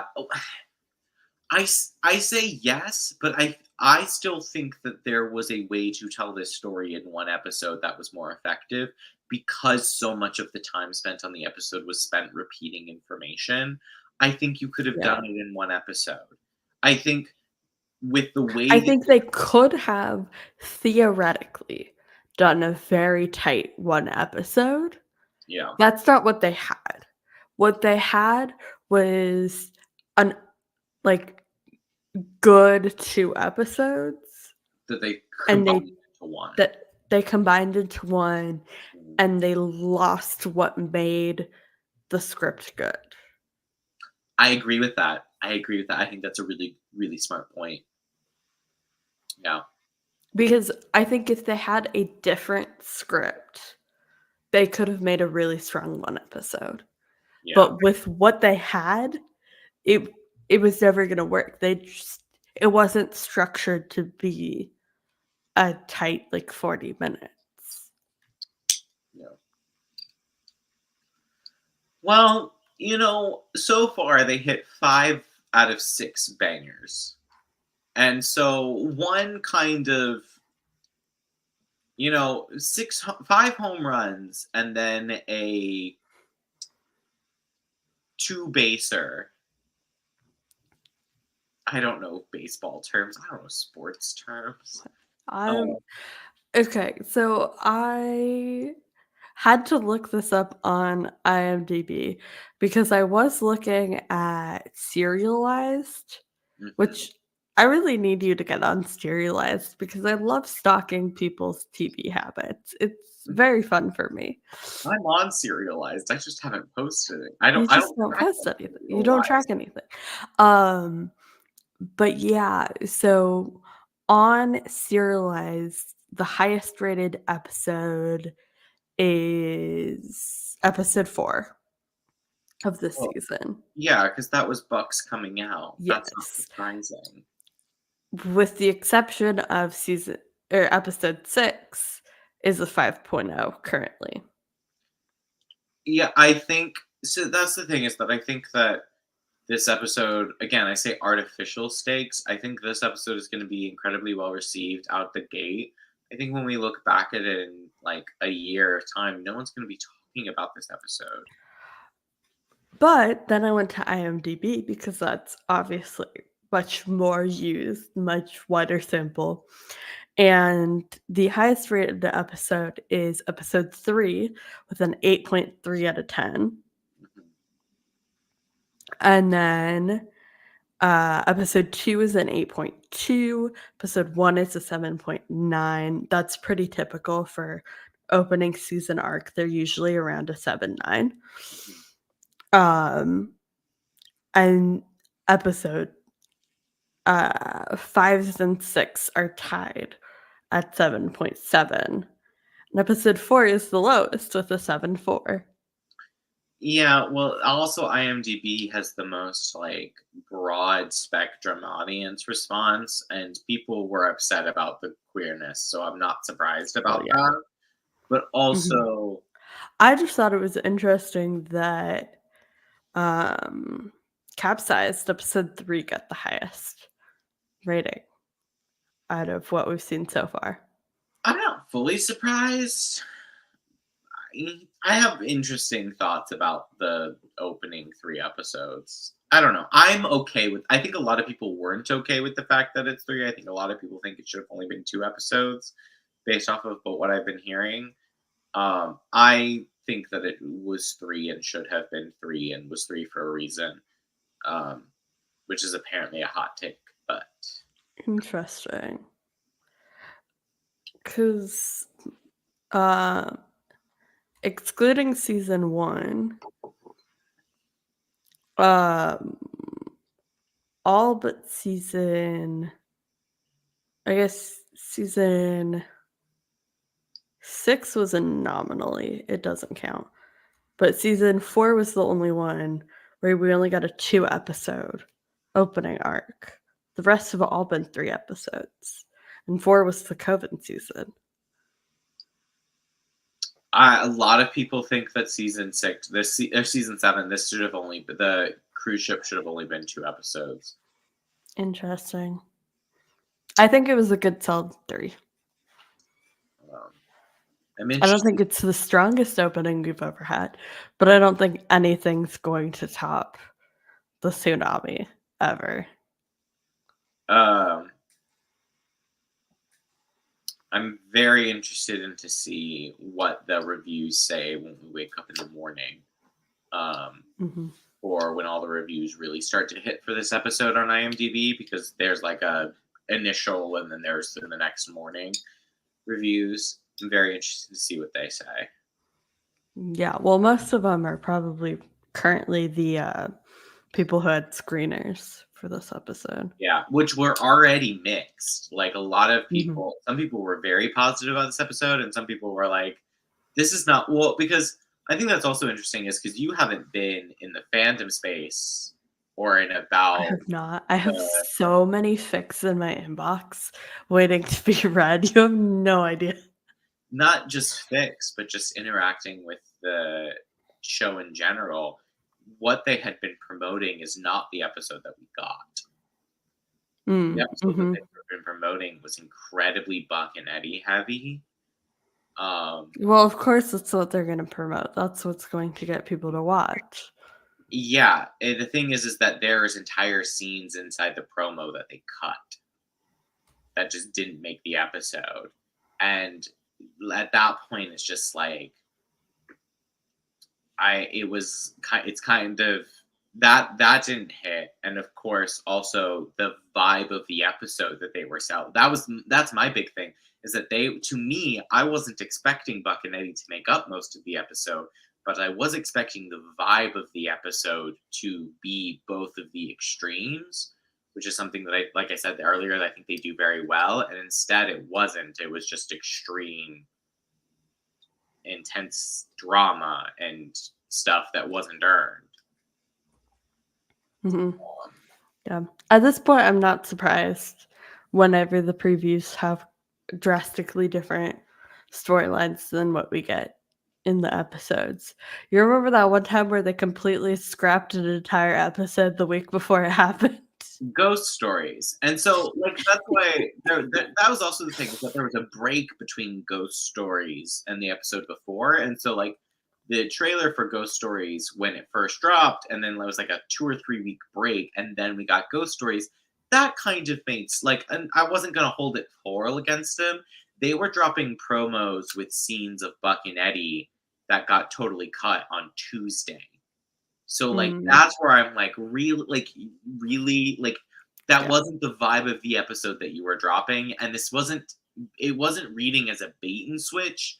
It was reading as a queer bait in a lot of ways, but not even just a queer bait, but just like a vibe bait. Like, there's the queer bait aspect of it, which I'm not putting a ton of stock in, but like, there's a vibe and a aspect that I'm like, you were selling one vibe of an episode and you got a completely different, and you gave us a completely different one. And you cut scenes in order to do so. And that's where I'm like, not only wasn't as good as it should have been, it also wasn't what you were selling. Yeah. I don't know. That's how I feel about TV promotions in general. Like, you know me, I never watch trailers, I never watch Yeah. previews because that's how I feel about most shows and most trailers is like I understand what goes into making a trailer. I understand how you structure that to engage the most people as possible to get them to watch, right? It's supposed to be this hook. It's supposed to get you in and invested and waiting for that next thing to come.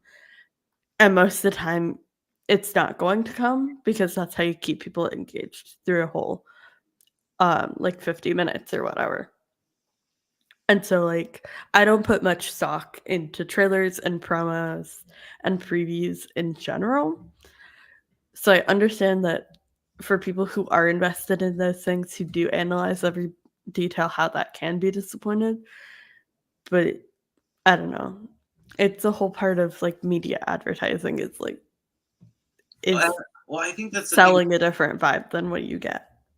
I think that's a bad trailer, and I think that's what a lot I'm of. not saying it's good. I'm saying it's effective. I don't think it's effective though. I think I'm using effective in a different way that you're using effective, so I'm not going to say that. Okay. Um, I think one that like when you're doing week to week, and I think that's one of the big things. Like I give a lot of, like I said before, I'm going to give a lot of grace to a show when it has like a 3-week break because I one, mean, we did have a 2-week break, yeah, didn't when we? we have a 3-week break, like I'm giving a lot of grace to the first promotional moments of it. I'm going to give a lot of grace to that first trailer that dropped.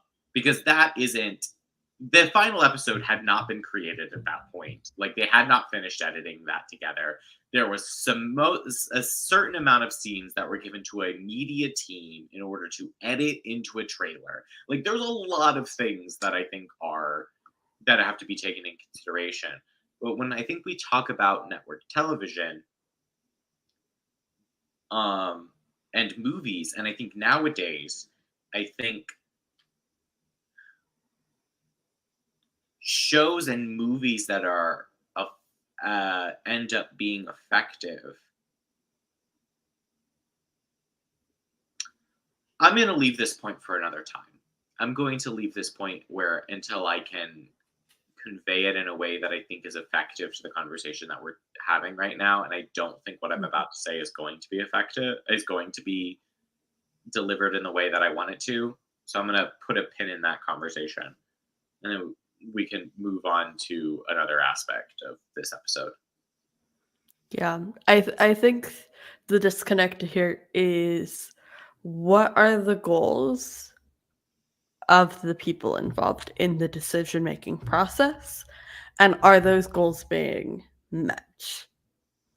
And that's where I'm coming from when I'm using a term like effective. Are they achieving the result they are looking for from this? And in some aspects, I think they are. But that can be a conversation for a different day between what are the goals and what are we getting. I think this is a conversation that we should put a pin in. So I both agree with what you're saying, and I also fundamentally disagree with what you're saying, but I am not in a place where I can articulate what I'm thinking right now. So put a pin in it for now to when I can articulate it as I drink more wine and get into a worse place to be able to articulate my thoughts. All right. That was the episode. That was the episode. We're back. We are over halfway done with this season. Are we? Yeah, that was episode 6. How many episodes are we getting? 10. 10? I feel like I knew that at some point. It's going to be done this month. We haven't had a 10-episode season since season 1. Writer strike, actor strike. Yeah. But like even COVID, we got 14. Yeah. Like, that was a shortened season. It is what it is. Well, we also had a network switch. We did have a network switch. Is this the Connie Britton season? Is us moving to ABC? Are we gonna become an entirely different show for the remainder of the Maybe. Who knows? I mean, the writer's strike happened and something gay happened, which is pretty in line with writer's strikes. That's what happened in 2008. Is after 2008, something gay happened on shows, and so after this last writer's strike, something gay happened on this show, and I think that's our in line. But yeah, we only have 7, 8, 9, and 10. We only have 4 more episodes. You were giving me crap for not being able to do math earlier, but you couldn't just do 10 minus 6 right now without counting it out on your hands. So my problem was, do you want the real answer to why I needed to count it out on my hands, or do you want the just me to accept the fact that I had to count it out of my hands? Because I'll take both. I would love whatever answer you want to give me, JJ. So 911 posted a photo of the month of the the calendar month thing, and it was all in one picture.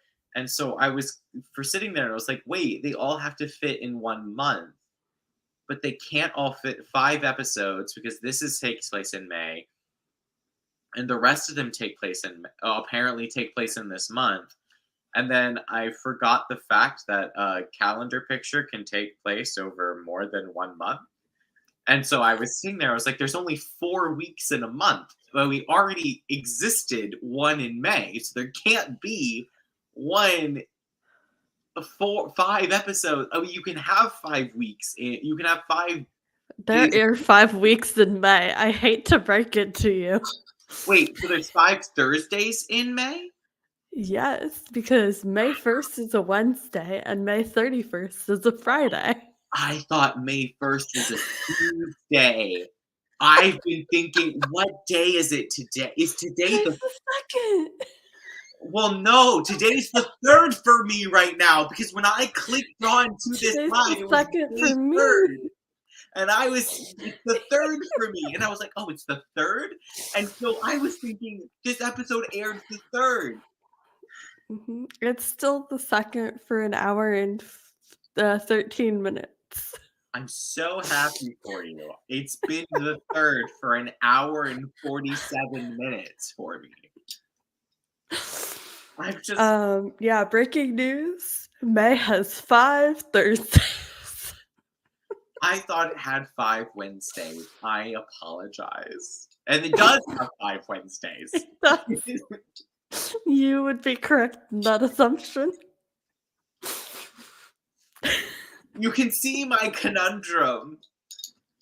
I'm autistic. I don't think about things linearly. I think about things from 5 different perspectives, and things weren't lining up, so I counted them on my hand. And I said the correct thing. You did. I'm so proud of you. Are we done making fun of my math skills? We are done making fun of your math skills. My answer had the wrong process, but I said the right answer. Do you have any final thoughts before we leave this very drunk episode? I really want pasta now. You keep eating your pasta, and I'm so jealous. You're welcome. I never got to my Buck and Tommy thought. Oh, you didn't. Feel free. The Buck and Tommy relationship is about the same level of, like, they have done as much work in the relationship and the dynamic between the two of them as they have in any relationship that Buck has had with a woman. But the only difference is that it's in a relationship with a man, so we view it as a continuation of Buck's storyline because Buck has changed. I would argue that it's probably the same amount of investment we got with Allie. That's The what other is the that. other relationships got much more work put into them. Oh, I don't think Natalia got the same amount of. I think Oh, Natalia and Natalia Ali didn't, were no. the same, and I think Taylor was this. Taylor is an interesting case. So I think in some ways Taylor got more, and I think some ways Taylor got the same. But I think Natalia and Ali had about the same amount of development as Buck and Tommy currently do. I'm gonna be completely honest. I had forgotten about Natalia when I made that statement.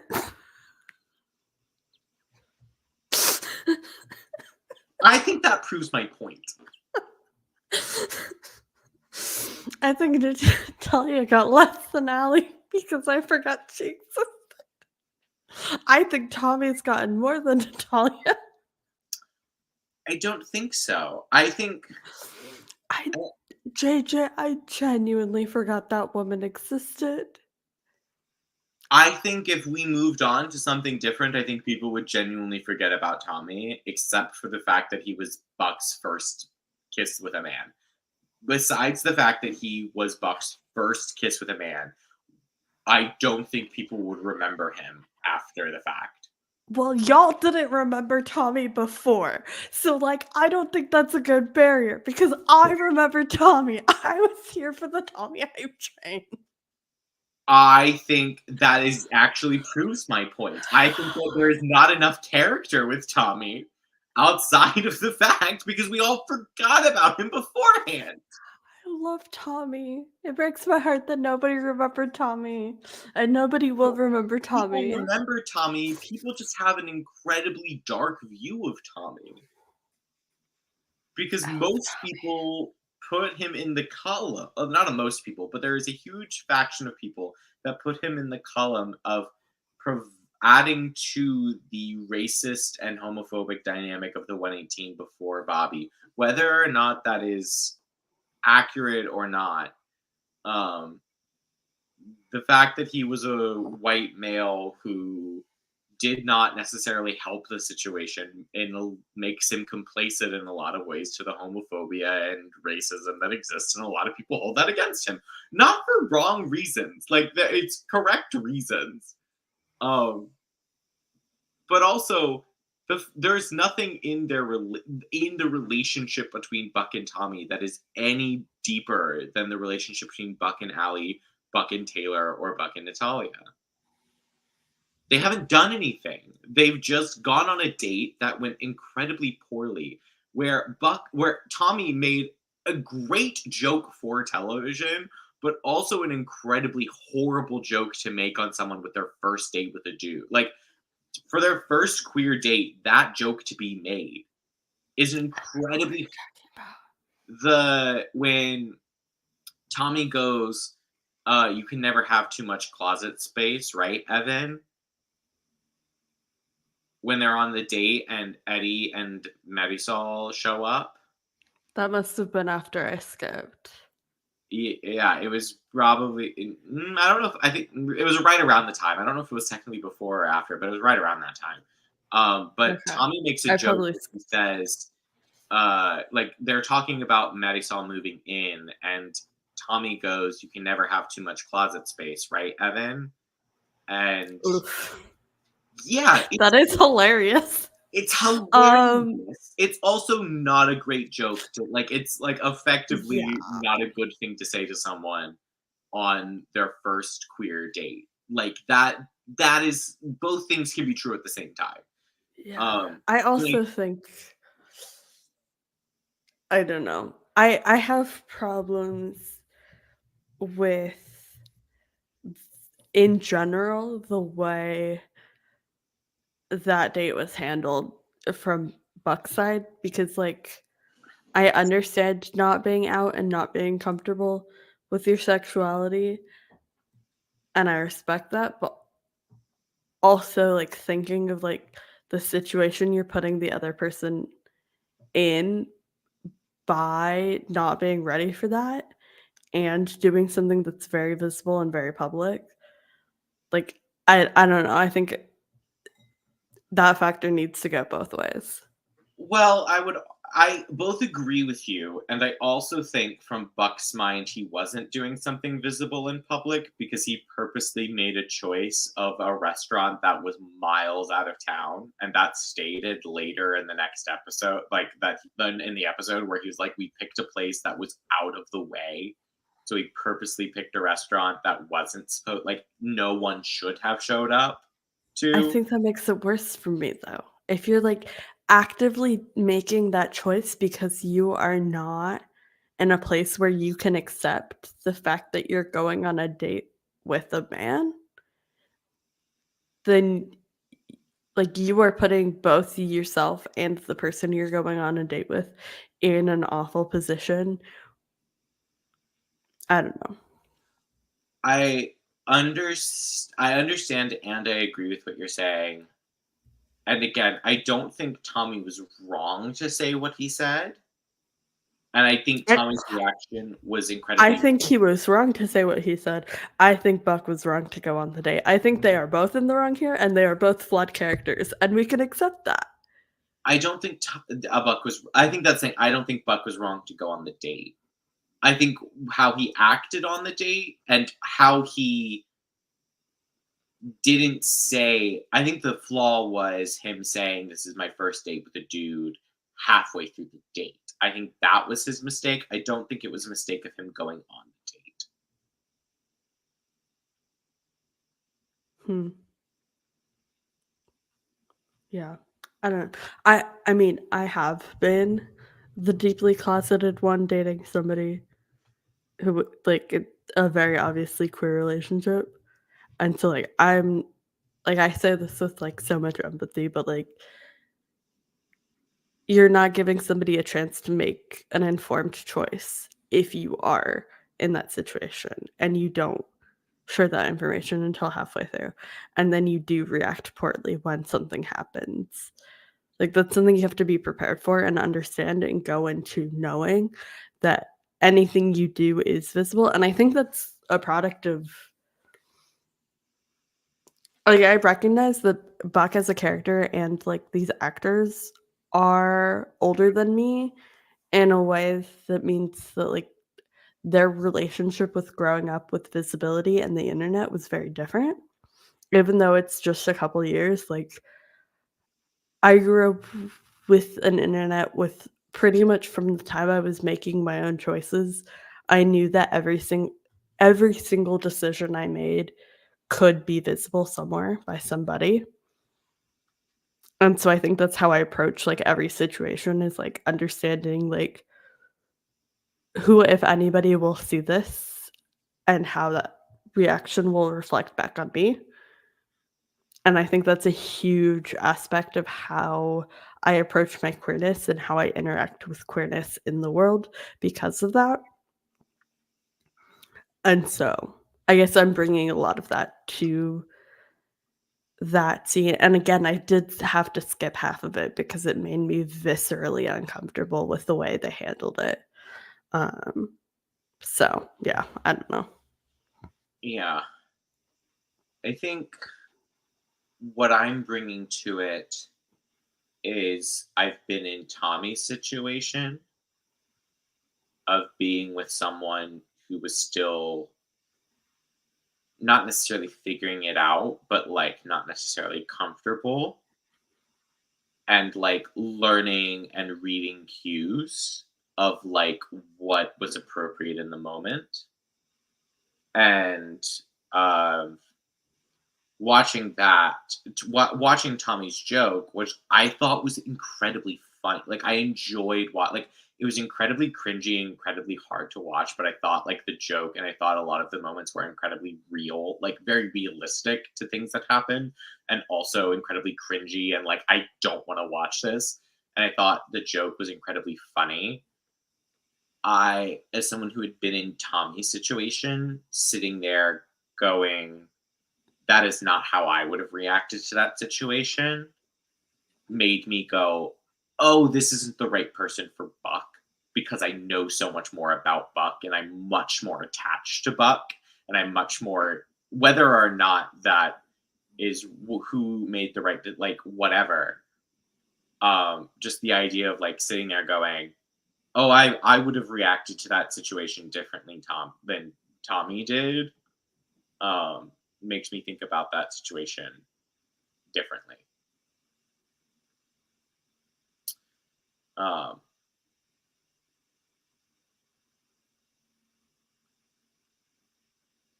yeah, I still don't think, going back to the original point, I still don't think we know enough about more about their relationship than we do about Buck's relationship with the other women in his life.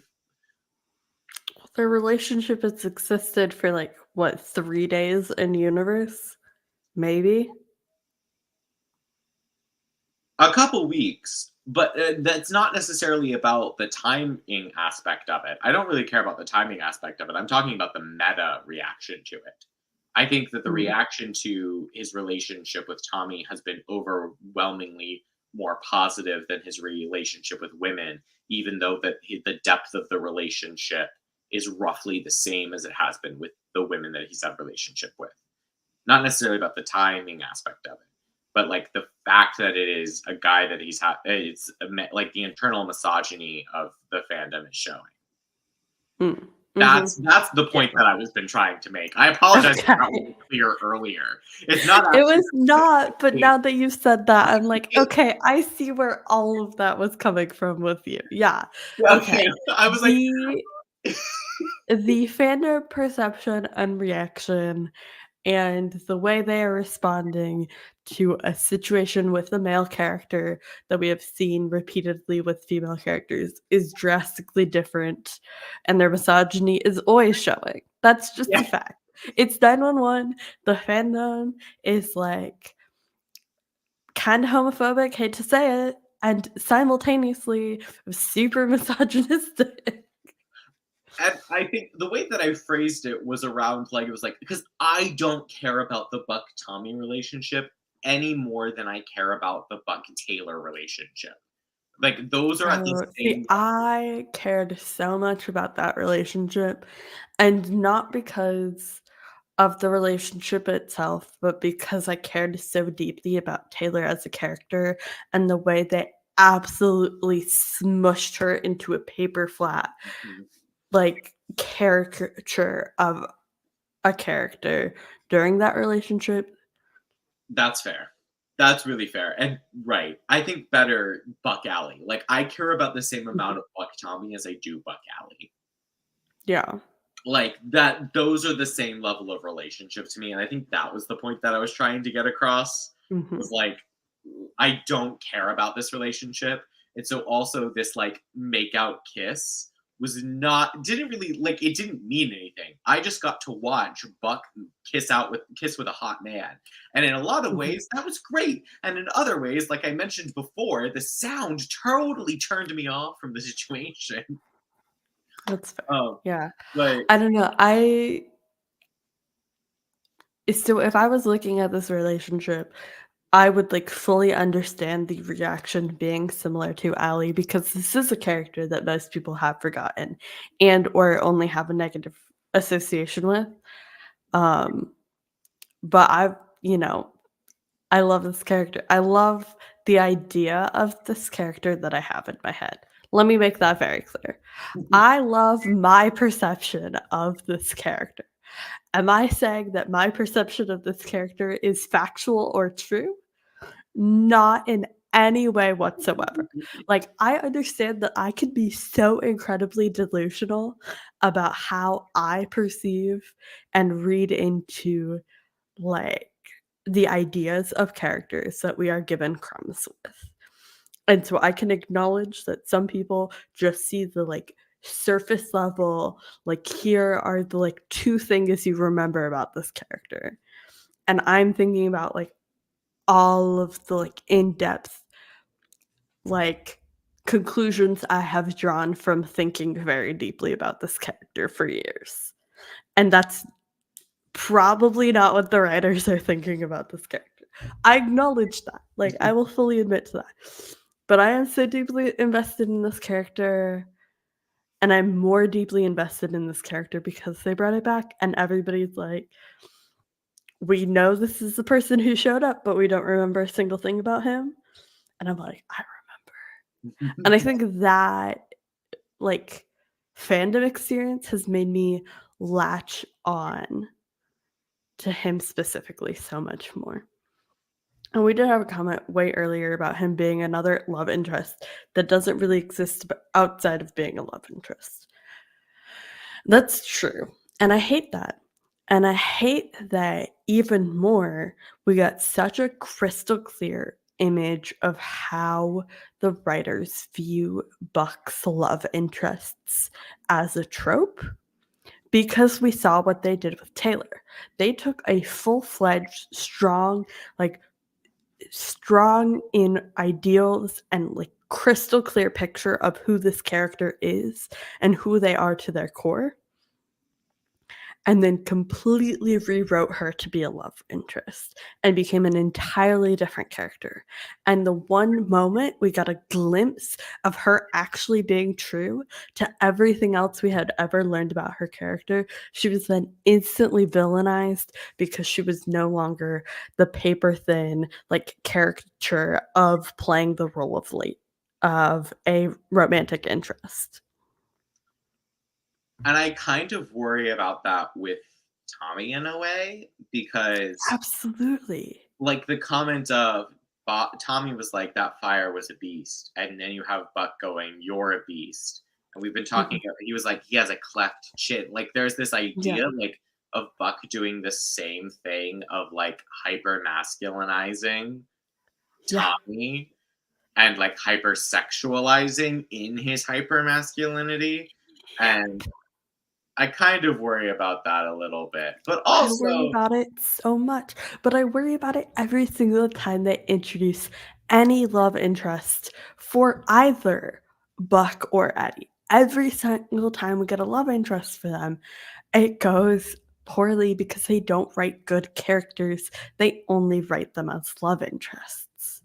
And that's why I love Marisol. Like, we know so much about Marisol. Like, at least in my brain. I feel like I know so much about Marisol. I'm so deeply attached to her. I care even less about Marisol after that nun storyline. Thought I learned, like, I learned something about her. I thought what I learned was inconsequential, and I thought what I learned about her made me less interested in her. I think it made me less interested in the relationship, but it made me love her more. I think that's my problem, is I keep falling in love with what I think these love interests could be, and that's not what we're actually getting. That's not what we're getting at all. And here's the problem with you being focused on emergencies and plot and me being focused on characters. I'm sitting here being like, oh my god, these characters, they're nothing. And you're like, but like the plot and these But characters like the plot! need this. And I'm like, but they're not.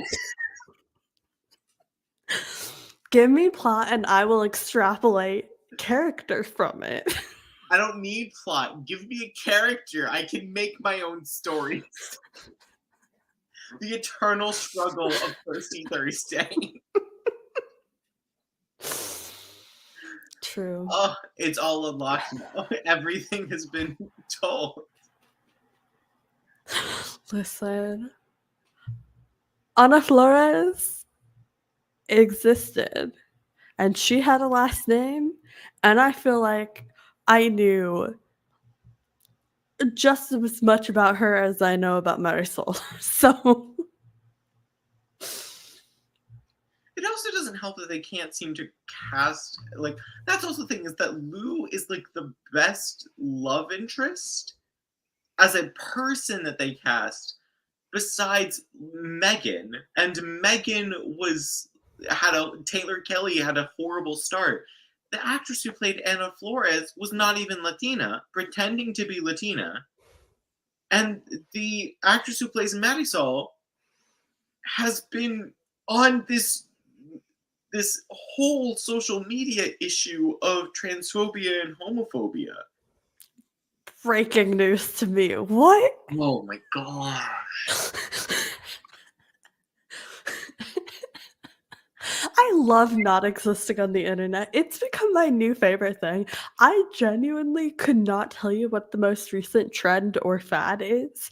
And as somebody who studied social media and public engagement for a college degree, do you know how hard I had to work to become this detached from social media?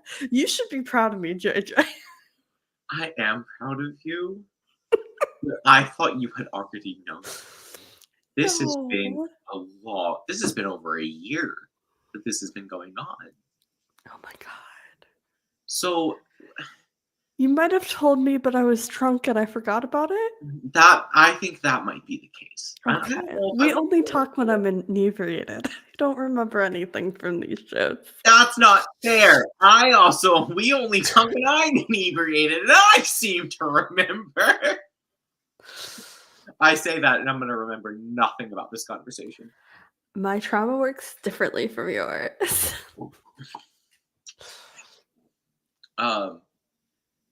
No. We don't have to get into the rampant transphobia on social media. We can I save don't that want to for say an it's off-air transphobia and homophobia. I will give grace in some regards of things that have happened that people have been like, this is homophobic, and I'm like, I can give grace to a actress who is in an entirely different situation than she thought she was going to be and was overwhelmed, and I can give grace to those situations. I think that there have also been full out moments of, and I also can give grace to the fact that she has a team behind her who are telling her how to deal with these situations, who are not equipped about how to deal with these situations. And I think that has affected some of the ways that she has gone about this. I also think, saying all of that, I can also say that there have been moments where it's like, you did not handle this correctly. This was transphobic and this was homophobic, and you have not apologized nor taken accountability for your actions. Both of these things can be true at the same time, people. Yes, I am bisexual. But Maddie Stahl's actress is like, there's complications about her. Hate that. Fuck. Yeah, it makes Her it character is so fun, though. I don't think the character is fun anyway. I think your plot is fun, and I think that's But the plot is so fun, and I get to extrapolate such a fun character from it. Was it? The nun storyline was boring.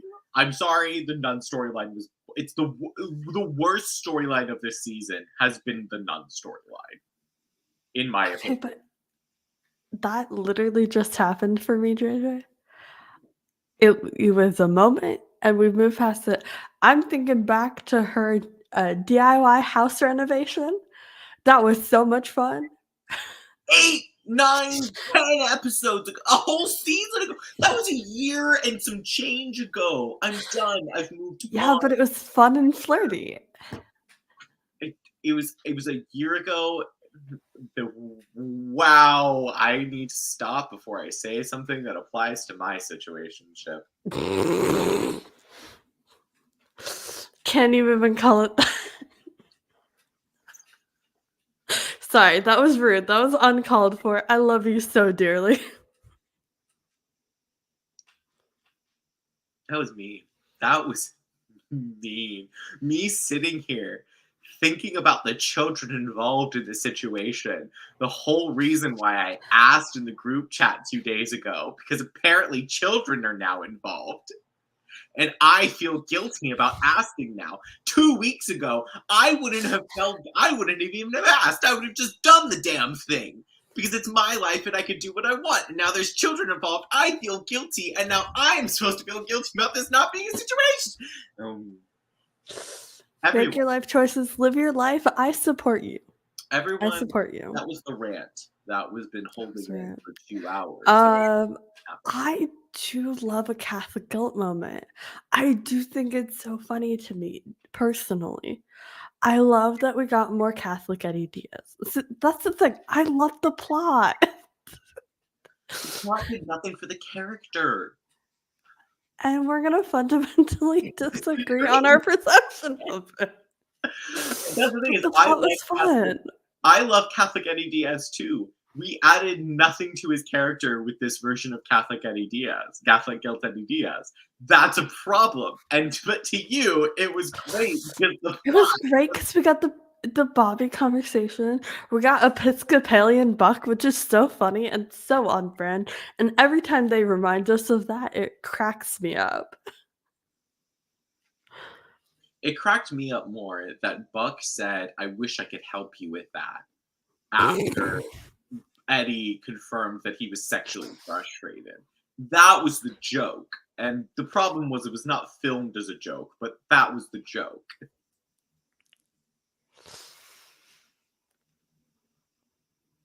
My life is always the joke.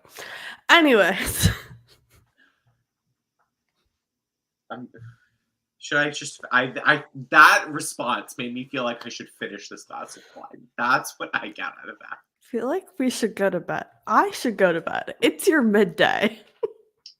Yeah, it's 2:00 in the afternoon for me, and I'm drunk off my ass.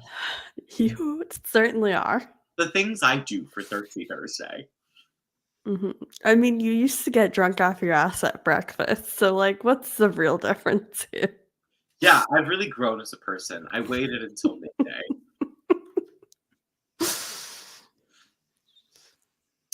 Anyway, I've missed this. This was not our most cohesive Thirsty Thursday. We were very much battling this entire 2 hours.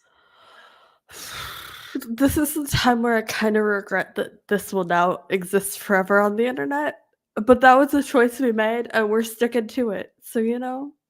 All in all, we had some great conversations.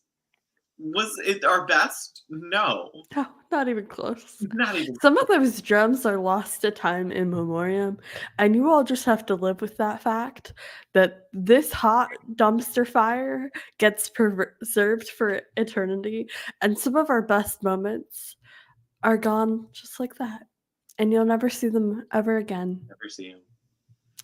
We come back stronger than a 90s trend, though, so who knows what will happen next week.